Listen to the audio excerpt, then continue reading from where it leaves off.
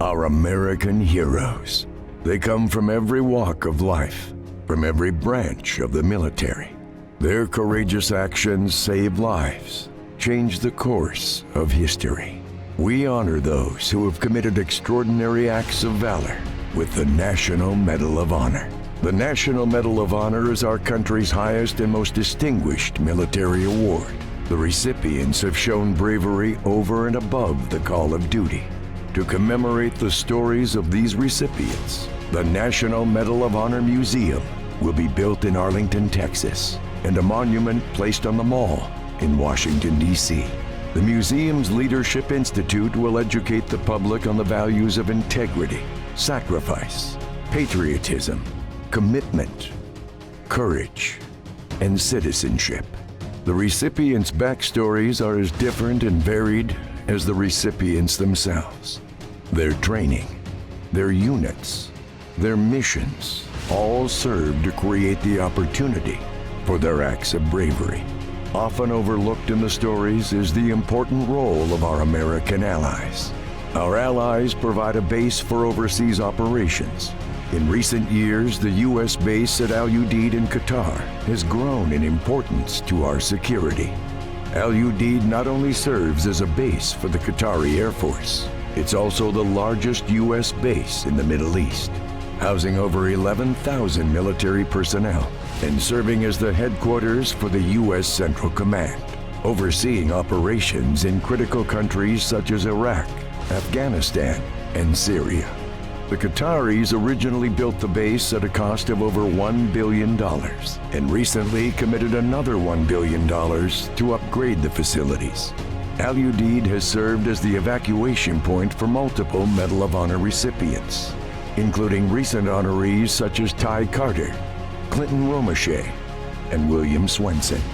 Today, we celebrate our Medal of Honor recipients and recognize the continued importance of the strong alliance between the United States and Qatar.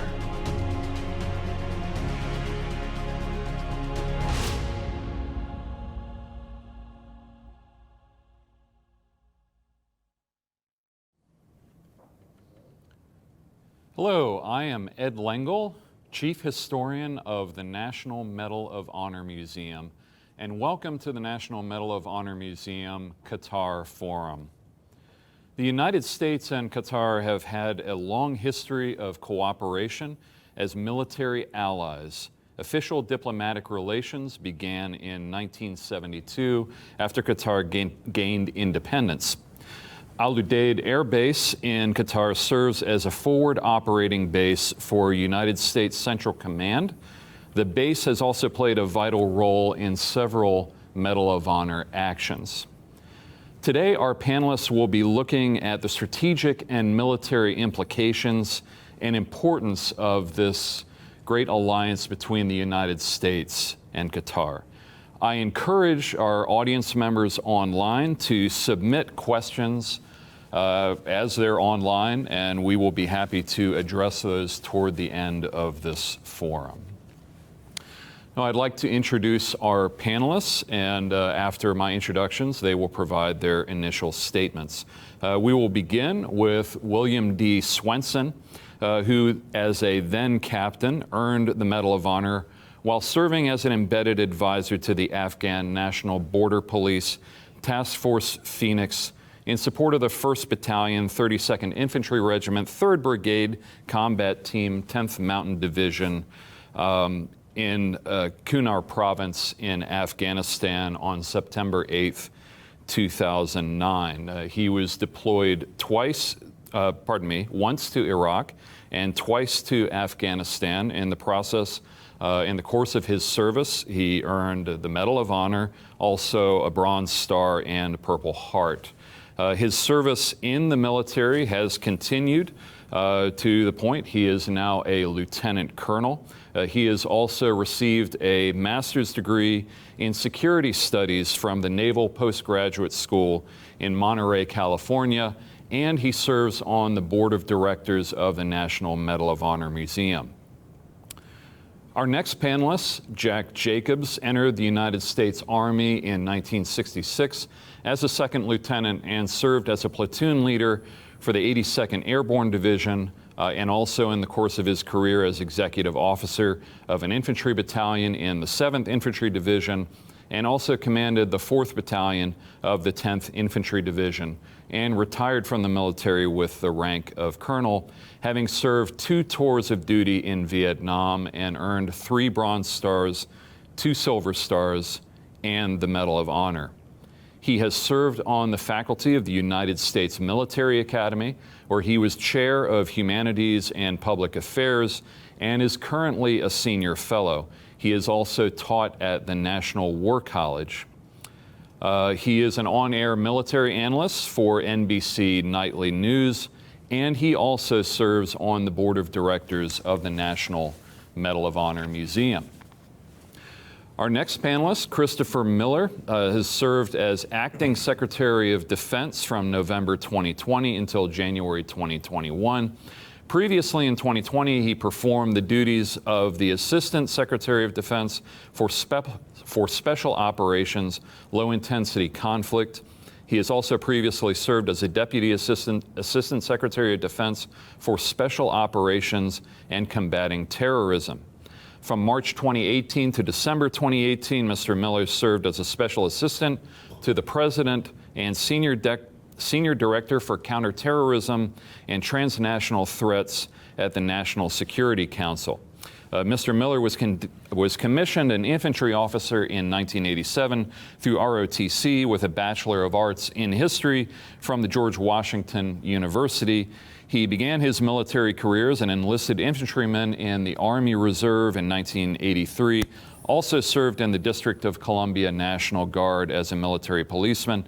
1993, he transferred to Special Forces and served in numerous combat and staff positions with the 5th Special Forces Group Airborne. Throughout his career, he served with other special operations organizations, culminating with command of the 2nd Battalion, 5th SFGA. You can tell me exactly what that stands for, Chris, so we talk later on. Mr. Miller has participated in the initial combat operations in Afghanistan in 2001, in Iraq in 2003. He possesses a Master of Arts degree in National Security Studies from the Naval War College and is a graduate of the Naval College of Command and Staff and the Army War College. Our final panelist, Aisha Al-Mesned, was appointed a defense attaché for policy at the Embassy of Qatar in Washington, D.C. in August 2018. She is the first woman to ever hold such a position. As a defense attaché for policy, she is focused on continuing to enhance United States and Qatar bilateral relations. Prior to her current position, Ms. Al-Mesned worked in Government Communications Office under the Office of the Prime Minister and was heading the Public Diplomacy Division. In this role, she developed strategic communications plans to showcase the government's vision and policies. Ms. Al-Mesned holds a master's degree in international studies and international economics with a concentration in strategic studies from Johns Hopkins School of Advanced International Studies, and she holds a Bachelor of Science degree in international politics from Georgetown University's School of Foreign Service. And I will now invite our panelists to make their introductory statements. On behalf of the National Medal of Honor Museum Foundation, I'd like to thank our partner, the Qatari government, for having this opportunity provided to us. This is a wonderful panel discussion opportunity for us to both talk about a wonderful project that we are working on to provide a museum to the people of America and to the world that is a repository of American values, the values of Medal of Honor recipients. And though these are individual recipients, these stories are about American exceptionalism told through individuals and the exceptionalism of our military. And I would again like to thank Qatar for providing this, because this is also a discussion about partnerships around the world and our global alliances that many of us who have received the Medal of Honor have utilized to the best advantages of our military's capacity to fight the wars that we fight. And this is a fight that will require partnerships going forward and allies. So thank you. I want to talk a little bit about the National Medal of Honor Museum in the context of time. We don't think very much about time until we get a little bit older. One of the reasons young people procrastinate is because they see an unending stream of days disappearing over the horizon. They can always put things off. And then when you get a little bit older, you realize that every day is a larger and larger percentage of what you have left. And there's always a certain amount of urgency in everything that you do. When I was decorated, which was a long, long time ago, there were something like 370 living recipients of the Medal of Honor. Today we only have 67 left. There were still recipients from the Indian Wars, the First World War when I was decorated.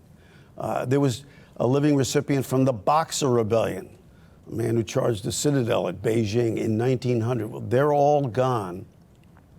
And the kinds of values Will is talking about, we feel is vitally important to pass on to future generations and through education. The museum is a method of educating succeeding generations in the kinds of values that made and keep us free. It's vitally important we get to work on it now because there aren't many of us left and we need to capture everything we can before we're all gone.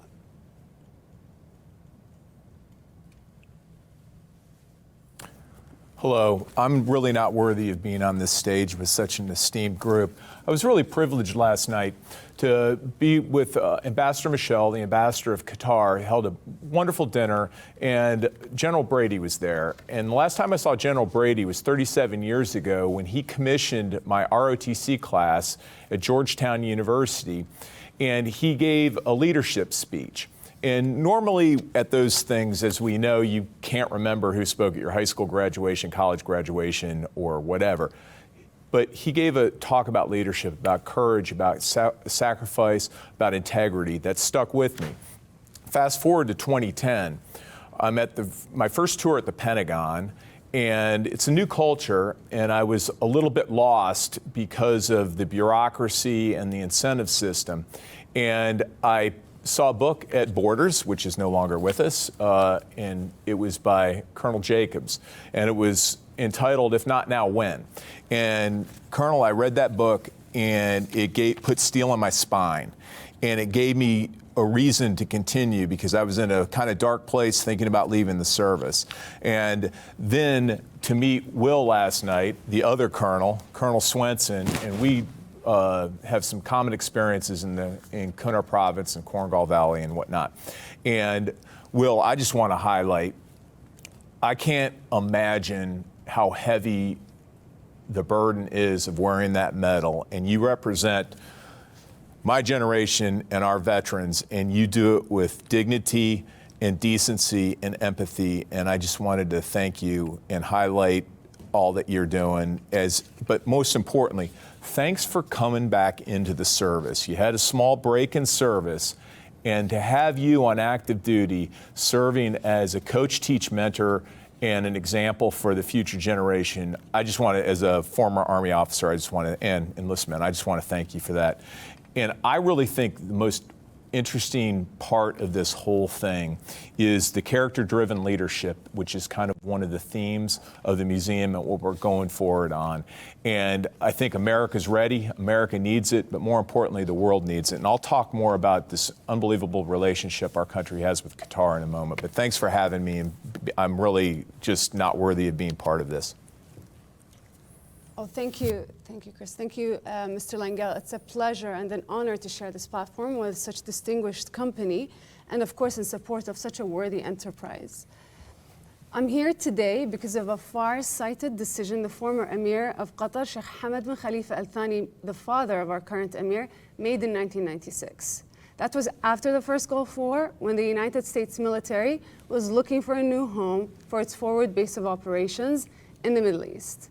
The father Emir said, if you're willing to move to Qatar, we'll build an airbase for you. They were, and of course we did. Our government spent more than $1 billion constructing the new base. And today, more than 11,000 US service personnel are stationed at Al Udeid. The base hosts more than 100 operational US aircrafts, as well as planes from coalition forces, and of course, Qatar's own Emir Air Force.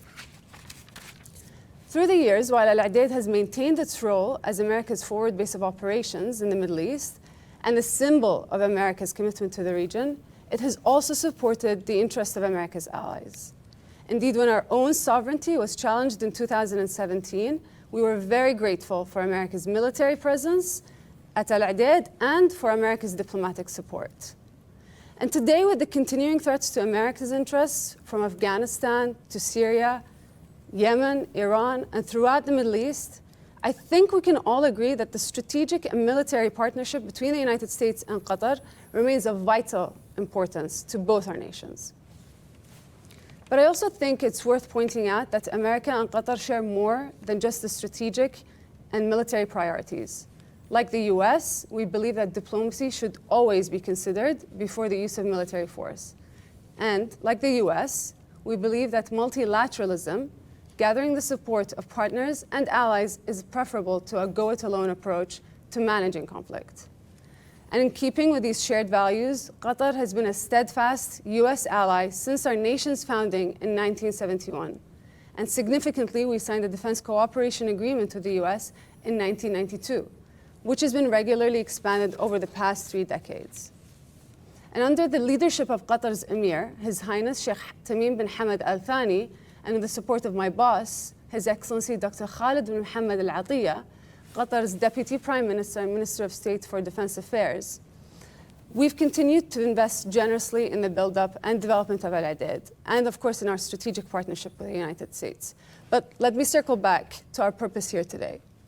Ladies and gentlemen, I'm told that fewer than 4,000 men and women have received the National Medal of Honor for their courage and bravery in defending the United States against its enemies and enabling this great nation to live in peace. Jack, Will, this is truly an honor for me to be here with you.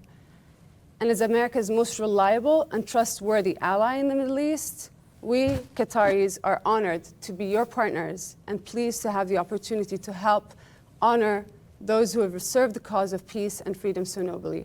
Thank you again. And I'd just like to say that I, like all of you, cannot wait to visit the National Medal of Honor Museum when it opens its doors in 2024. So thank you for this honor.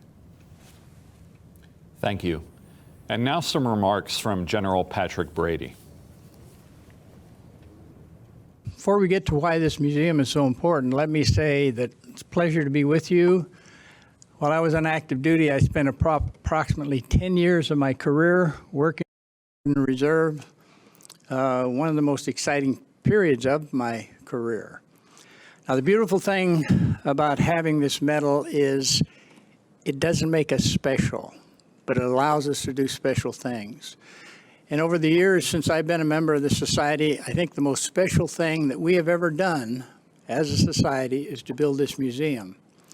For many years now, for the last 15 years, we've been going across America in the schools and talking to teachers about the importance of courage, sacrifice, and patriotism to personal happiness, personal success, and also to the future of our country. There's no future of our country unless we grow and develop patriots in this country.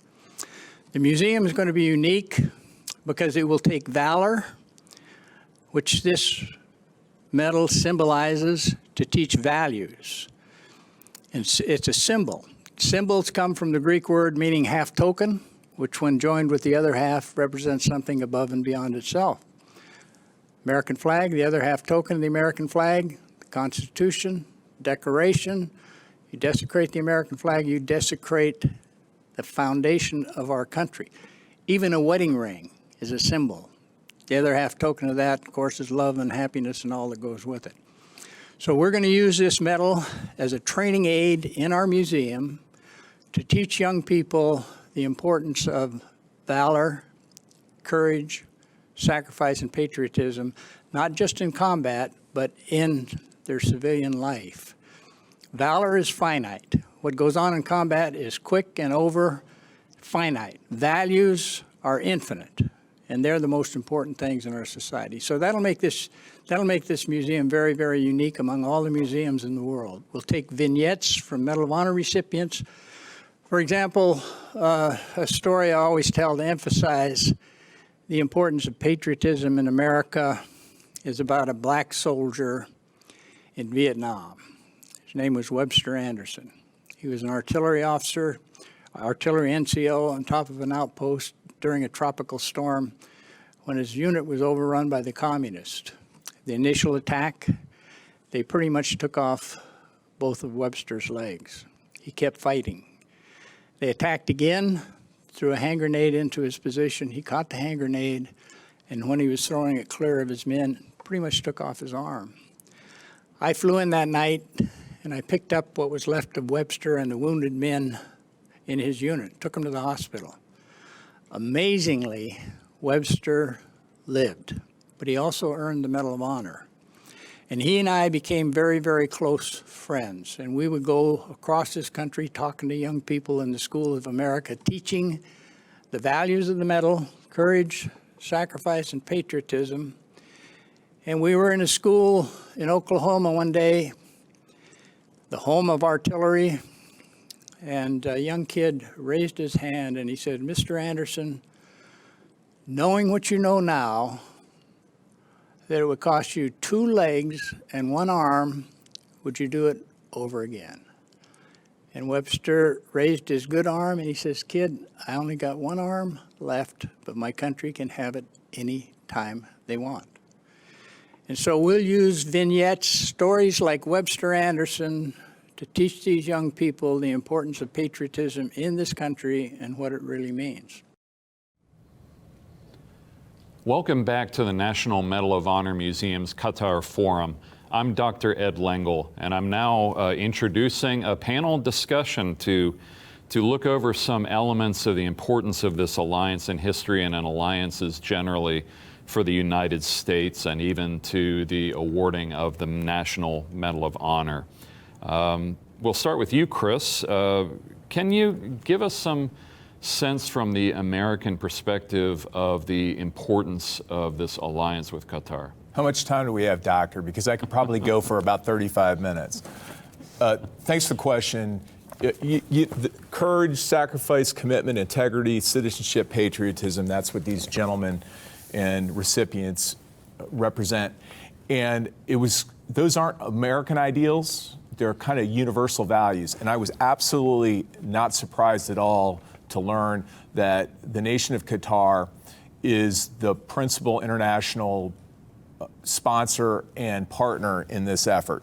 Aisha, I first landed at El Udeid in April 2003, coming out of Iraq, and that was my first experience learning about Qatar and being embraced by the wonderful people there. And got to, for the first time, call home. I got to get my laundry cleaned up.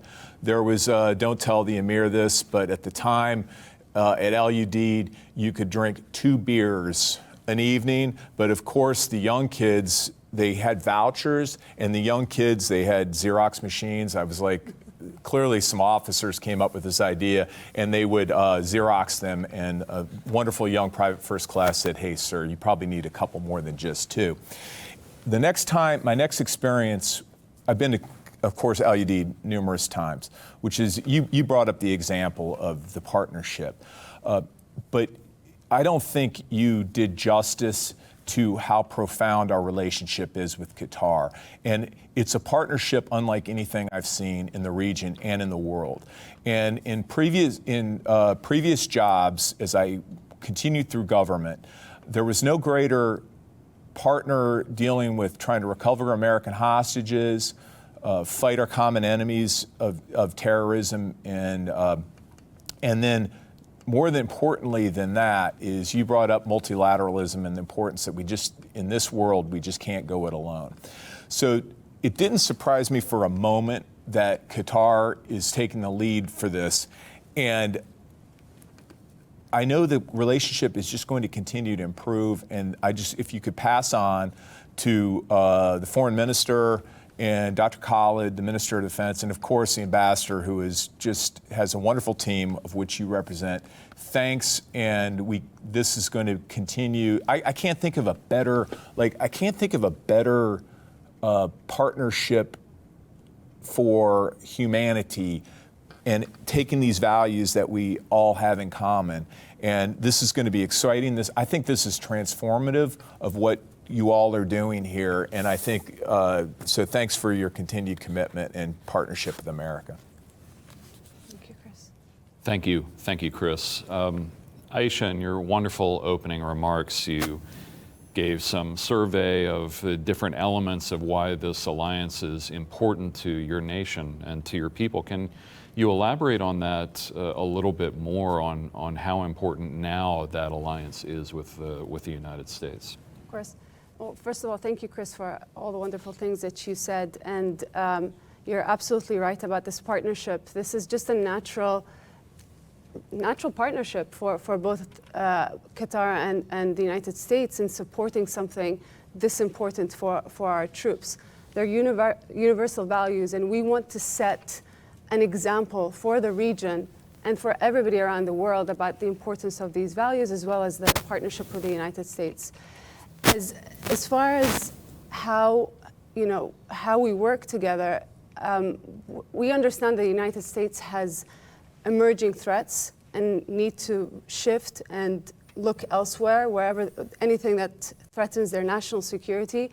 And so Qatar, having been the trustworthy ally and the consistent ally in the region with the shared values of security and stability in the region, we're always standing ready to fill any needs and requirements that the United States needs. So we're moving from not just being interoperable, but also being interdependable. So that's a key point that we in the embassy are working day and night with our counterparts at the DoD to ensure that our troops, the Qatari troops as well as the United States troops, can work together and feel as one team. So, thank you very much, Aisha.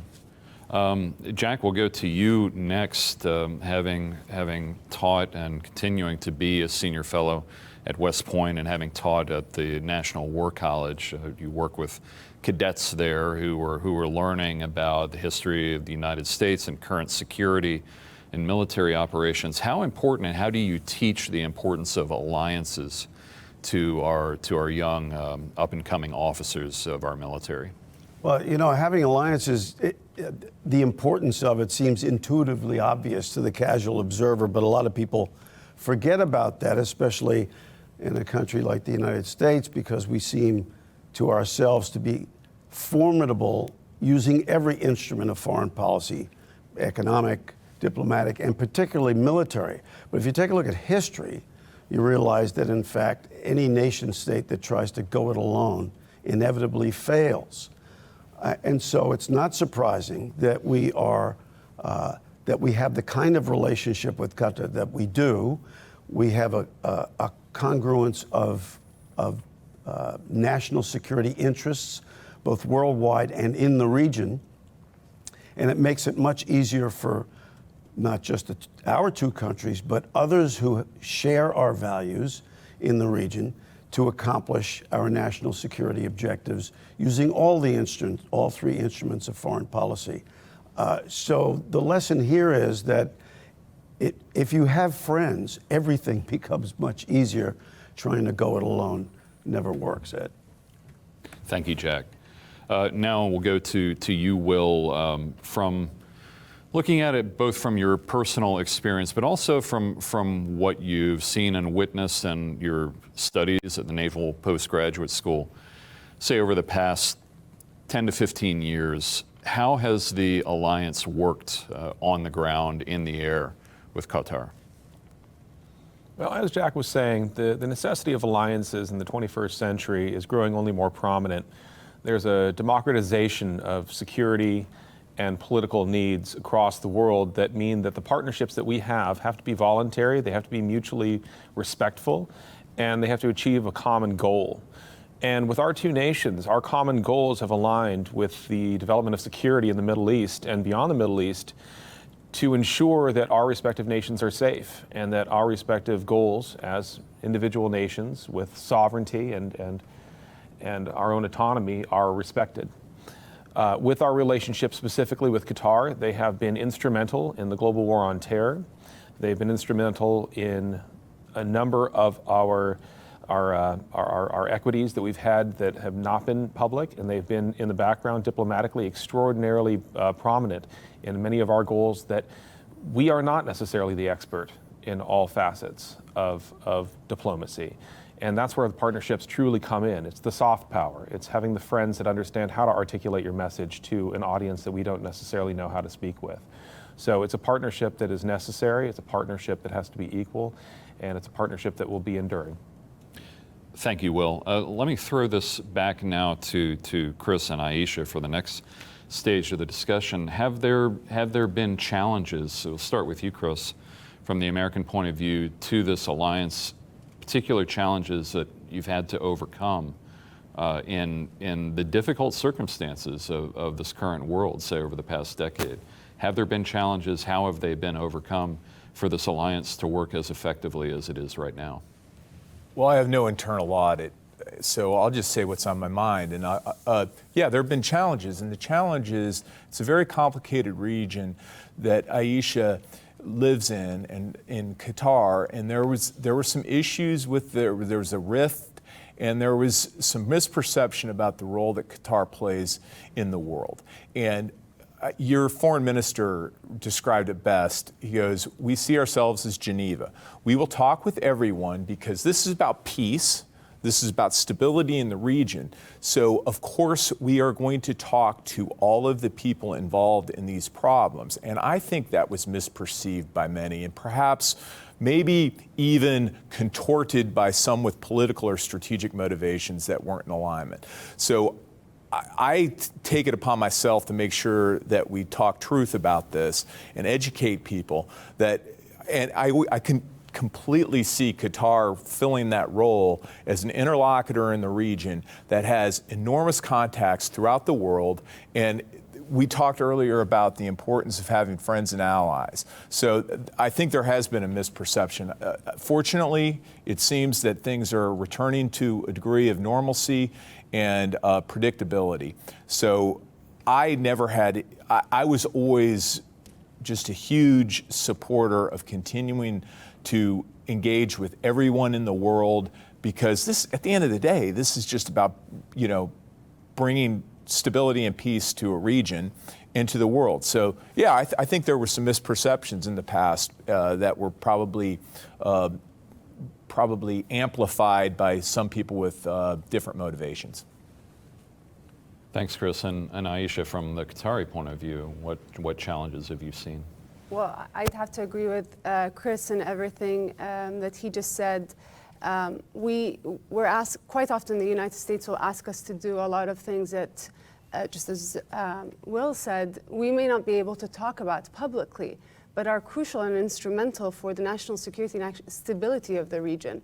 And sometimes, others use that to their advantage and leverage that to, wage a misinformation war that the past few years has really been difficult. However, I think we were really great, and with the leadership of His Highness and our ministers, and of course the ambassador here on the ground, we understand that the relationship with the United States is an institutional relationship. It's not based on people. And because there's a historic partnership and relationship, we knew who to go to and how to make our case.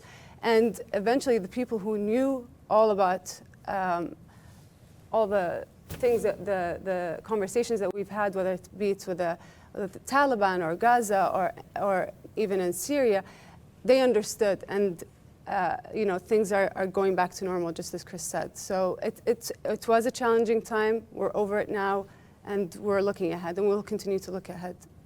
Thank you so much, Aisha. And I'll now move on to Jack and Will, but you should feel free in responding or not responding as you prefer to my questions, to respond to anything that your fellow panelists have said or to riff off of that. But Jack, going to you, looking at the history of, just say over the past 15, 20 years, of the different alliances of the United States over the world, whether you want to give specific examples or not, where alliances may have failed or not worked effectively even, and why that has been the case. What are the pitfalls to be avoided? Well, alliances are like marriages. I mean, it takes a great deal of work. It's one thing to say, I think we ought to get together because we're going to have a good partnership. It's another thing to make it work. There are a lot of moving parts to any relationship, and when you have a bilateral relationship, it's hard enough. When you have a multilateral relationship, it becomes even more difficult. It requires a great deal of expertise and focus and work. It's easy to decide that the relationship needs to be more or less asymmetrical. I mean, it's all for me at the end of the day.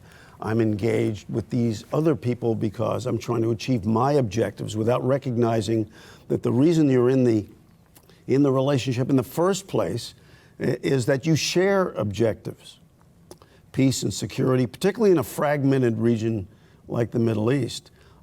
So it's important to recognize that it takes work. It's not enough to say we're in it together without working hard to make it work together. The other thing I would offer is sort of a riff on what Woodrow Wilson had to say when he talked about having open pacts openly arrived at. He was only half right. It's important to have open pacts because everybody has to know where the relationships lie. But the only way you're going to get open pacts is to negotiate them, execute them in secret. Once your position becomes public, it becomes extremely difficult to back down from points. On Wall Street, you learn that you never talk about exactly what you're going to do before you do it. It doesn't make any sense. And it's true in diplomacy as well. We all need to work together and live together, but it's important to work out the details before we start talking about what it is that we're going to do. Recognizing, however, and the most important thing is that it's a multifarious relationship that continues to require a great deal of work.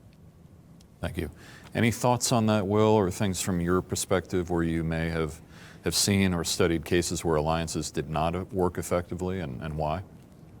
I think broadly, one of the things that we do these days is we look to find ways to divide each other. We look for divisive issues that separate us, and we forget to look for what actually bonds us together, what commonality we have. And with our alliances, we continue to forget that we have human commonality. We all have self-interests. We have a hope for a better future for our children. We want peace. We want prosperity. And these are ultimately goals that do not divide us. They bring us together. And we just need to remember there are more things that bring us together as partners than there are that divide us. And to stay on this side of the table, both you, Will, and Jack, you've been advocates for a long time of the principles and ideas and concepts embodied in the Medal of Honor that you represent, your colleagues, your fellow recipients represent. Are there areas in which those principles and those ideas can be applied in making an alliance work and making an alliance meaningful? Any thoughts on that? Well, in my view, I think they're almost identical. One of the things you learn in the crucible of war is that you have to take care of each other. You have to accomplish the mission, but at the end of the day, you're taking care of each other. You're all in it together. I'm reminded of the observation of Benjamin Franklin just before the Revolution, when he wrote, "We either hang together or we will surely hang separately." Well, it's true in combat, but it's also true in international diplomacy. We are all in it together because we share the kinds of values Will's talking about. We want peace and prosperity, and we all want security. If we work together, we will get it. Thank you. Let me throw this back as we approach the end of this portion of our forum and the question and answer. I like, Chris, how you self-describe yourself as a military bureaucrat. Thinking about a bureaucracy and how large a bureaucracy is at all levels, leadership of bureaucracies, but also junior members of a bureaucracy. How do they work at all levels to make an alliance work effectively? How Well, do can I even riff your off that junior just a little bit, or Yeah, go right can I ahead. kind of pivot a little bit, Doctor? Or pivot. Okay, I'll pivot a little bit because what I thought we were going to talk about is public service and the nobility in public service.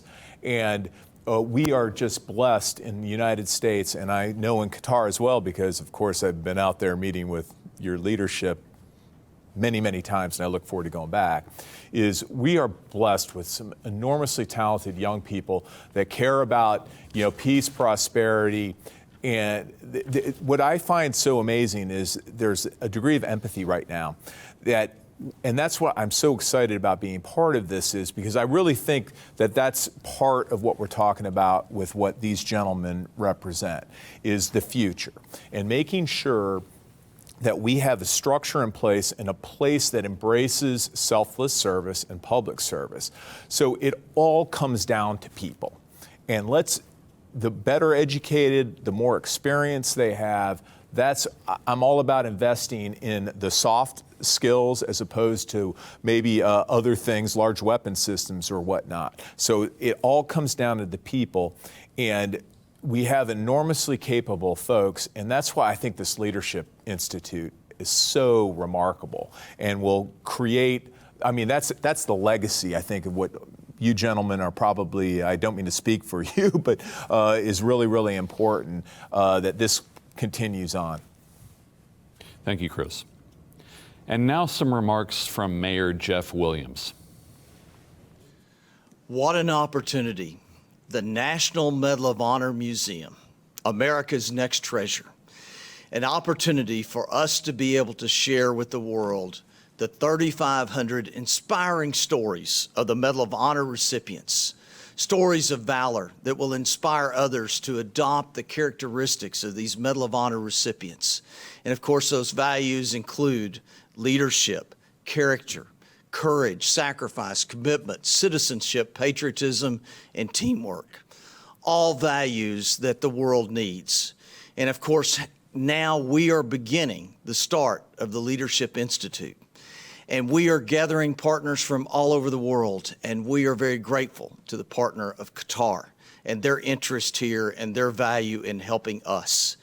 And of course, as we move forward, we are looking forward to so many people coming to Arlington, Texas, in the center of the United States, in the great state of Texas, an easy place for people to come from all over the world, with having the DFW airport actually as the #1 airport in the world here.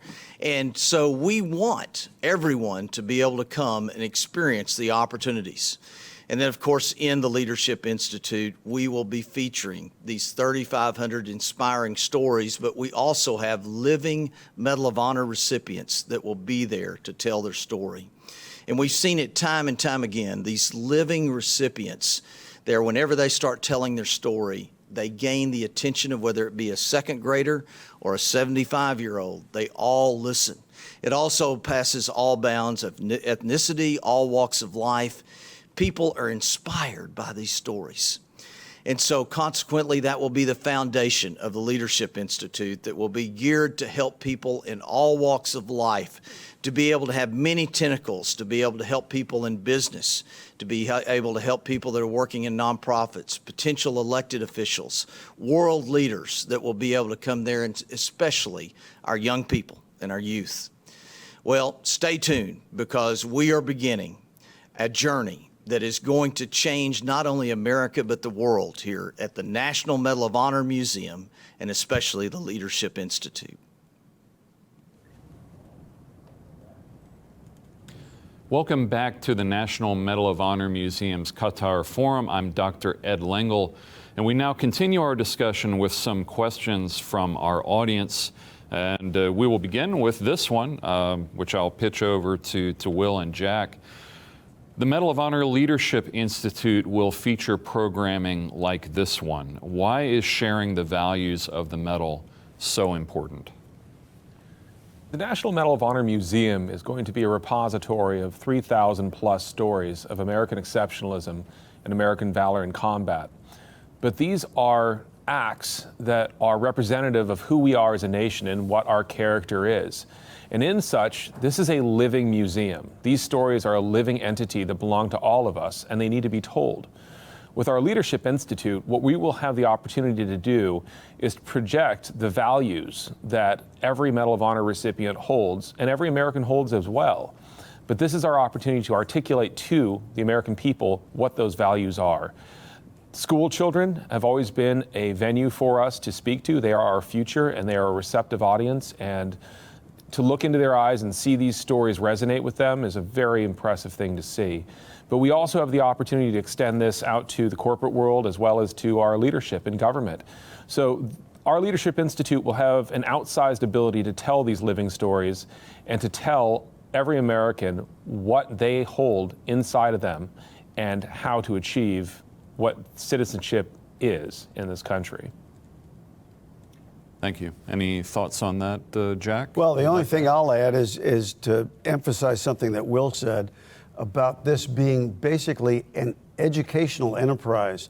The only way you can reach into the future is through education. If we want these values to persist, it will be this way, through the educational experience in the Institute and the museum, so that succeeding generations will understand freedom and the cost of freedom and how they can perpetuate freedom in the future. Thank you. And now we have a number of questions practically about the relationship and the alliance between the United States and Qatar. First question, and anybody feel free to answer this. I have a primary question and then a follow-up. How many United States troops are currently based in Qatar? I can take that question. Sure. The number fluctuates, but it moves between 11,000 to 15,000, depending on what's happening in the region. Okay, thank you. So how has the recent drawdown of the U.S. military presence in conflict areas in the region impacted Al Udeid Air Base operations in the U.S.-Qatar defense partnership, if at all? Has it had an effect? I mean, I'm a little dated, obviously, because I left the Department of Defense at 12:01 on the 20th of January to 2021, not that I was keeping track. When we left, and I believe Al Udeid is more important than ever, and I think we're recognizing that, not necessarily recognizing, but the idea of having enduring relationships and partnerships throughout the region to prepare for the future as well as protect current gains and to be positioned for operations if necessary. Al Udeid continues. You said 11,000. It fluctuates. If you haven't been out there, I think we've also forgot, Aisha, there are a lot of partners out there from other nations. And when you go out there, it's literally an international village with phenomenal facilities, by the way, which matter when you got your soldiers, sailors, airmen, Marines, and now I guarantee you there's some Space Force Guardians out there. That's their new name. It's the munificence of Qatar in providing services and world-class support is really, really important to those folks that are out there away from home. So I got to think, I mean, somebody called the Pentagon, I guess, they probably give you a better answer, but I have to think it's probably pretty awfully busy right now and will continue to be into the future. Given that this air base is home to both U.S. and Qatari forces, does the Qatari military conduct joint exercises or train with U.S. military personnel? Yes, absolutely. They do all the time. In fact, we have coalition exercises they're happening in the Navy, the Air Force, on a continuous basis. We had a bit of a pause during COVID last year, but we're going back and conducting more and more. And this is very important for our partnership and our alliance. This goes back to the point about interoperability and interdependability and how can the troops build trust and partnerships amongst each other. So we're always really glad to participate in these joint exercises. Does Qatar have a naval base or other military bases outside Al Udeid that it shares with U.S. and regional allies? Yes, absolutely, we do. We have a number of bases. In fact, we are currently also We have our port, our Hamad port, which is commercial, but also where some U.S. Navy ships have docked there. And Al-Udeid is our crown jewel at the moment, and we're in the midst of developing it and modernizing it, more importantly, as well as making it a base that feels home to the families of the U.S. troops that are housed within Al-Udeid. Thank you. We'll now transition back as we begin to wrap up this discussion with our Q&A back to a subject that Will and Jack have already spoken articulately about, but to put it to the other side of the table. For you, Chris, what do you see as the importance of the Medal of Honor Museum and the monument being built now? I thought you were going to feed me questions. That's like this online thing is great because you just get thrown stuff. Well, I assumed that we already had a Medal of Honor museum. Color me silly on that one. To find out that we're still in the throes of getting congressional support for a monument here in D.C., which is, come on, I thought we had that. I'm a D.C. not native, but I've spent a lot of time here, so I'm one of those people that, you never visit your city that you're in. I thought we had that, so I was surprised, really pleased with congressional support, long overdue. And then going down, I got to tell you, I think this is going to be one of those destinations, much like the 9/11 Museum in New York City, that transcends politics, transcends everything, race, color, creed, et cetera, and is going to literally be, and it's going to, I guess it's down there in Arlington, and there's a football team down there, I think, Dallas Cowboys. I'm a Washington football team fan, so I'll get hate mail on that one, thanks. So I thought we already had it done. And I think this can be a transformative thing, not just to tell the stories and remind us of just the essence of American courage and selflessness, but I think this is going to be a destination.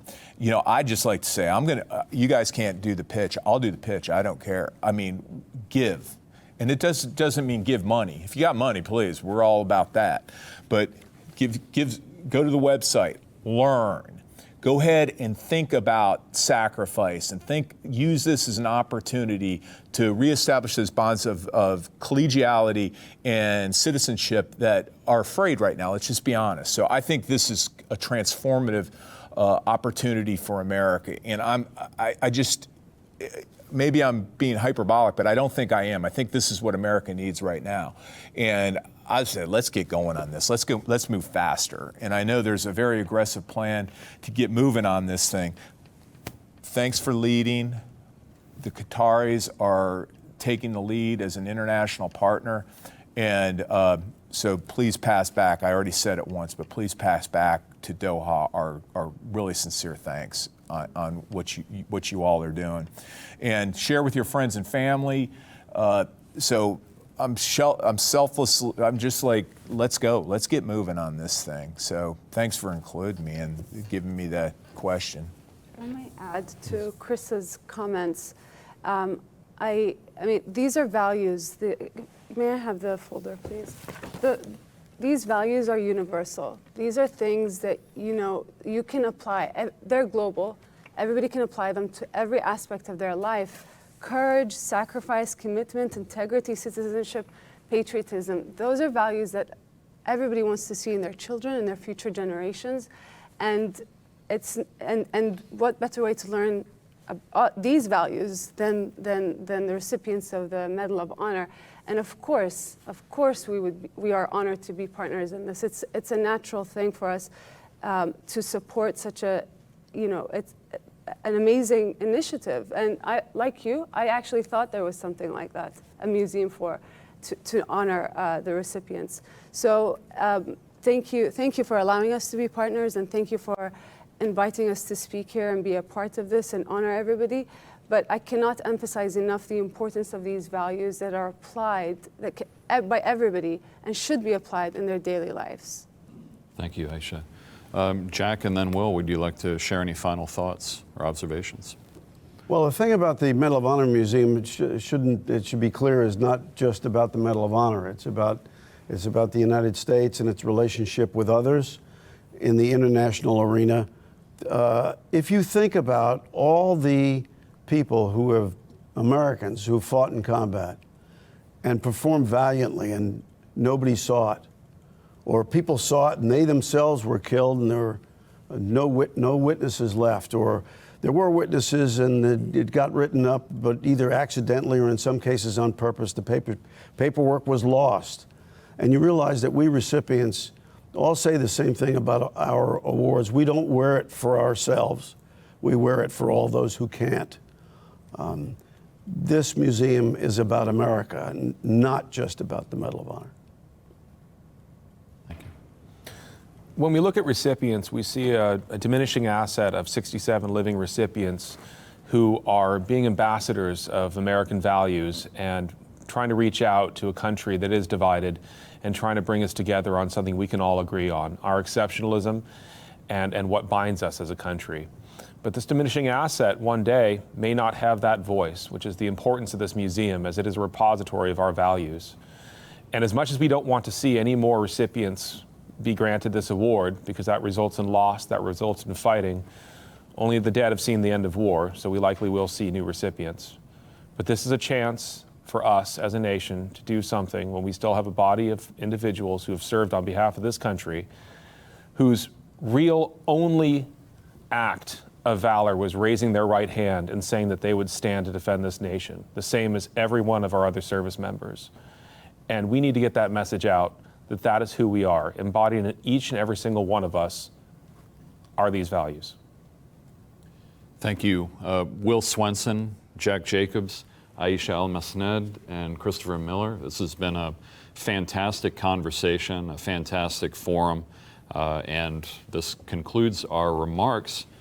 I would now like to transition to some final remarks by our chairman, Charlotte Jones. Thank you so much for joining us today. I hope you have been as inspired by these incredible stories as I have. As chairman of the National Medal of Honor Foundation, I am privileged to get to bring this mission to life. I hope you will join us in supporting these amazing people, these amazing stories, as we celebrate the true heroes of our country.